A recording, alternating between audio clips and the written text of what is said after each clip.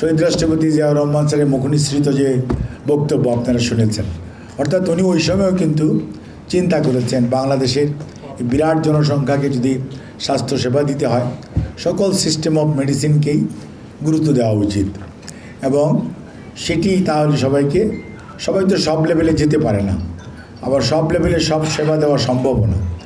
আর আজকের বাস্তবতা হচ্ছে 180 মিলিয়ন মানুষ।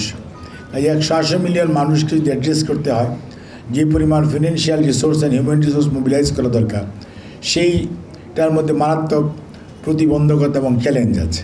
আমাদের নির্বাচনী অঙ্গীকার হচ্ছে একটা সবার জন্য সুস্বাস্থ্য নিশ্চিত করা এবং প্রাথমিক স্বাস্থ্যসেবা ব্যবস্থা সবার জন্য অবারিত থাকবে, অর্থাৎ উন্মুক্ত থাকবে, free of cost, anybody can enjoy this one.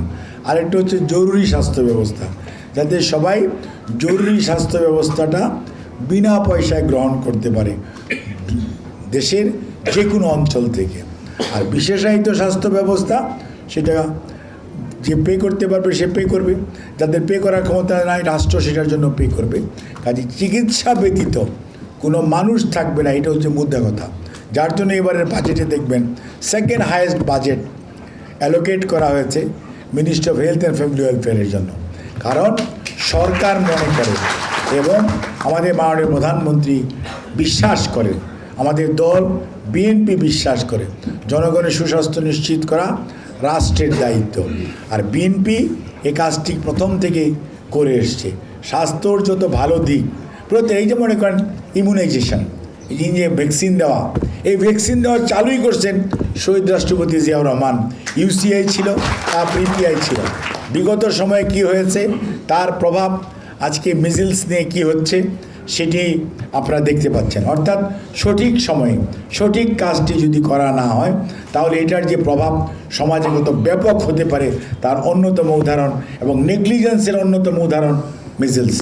কাজেই মিজেলস তো আগেও হয়েছে, আমাদেরও মিজেলস হয়েছে, কিন্তু এই রকম মহামারী আকারে যে মিজেলসে ক্ষতিগ্রস্ত হয়ে মানুষ বাচ্চারা মৃত্যুর কোলে ঢলে পড়ার এই যে হৃদয় বিদারক দৃশ্য, এটি কিন্তু বাংলাদেশ অনেক দিন পরে অবলোকন করলো, which due to the negligence of the previous regime.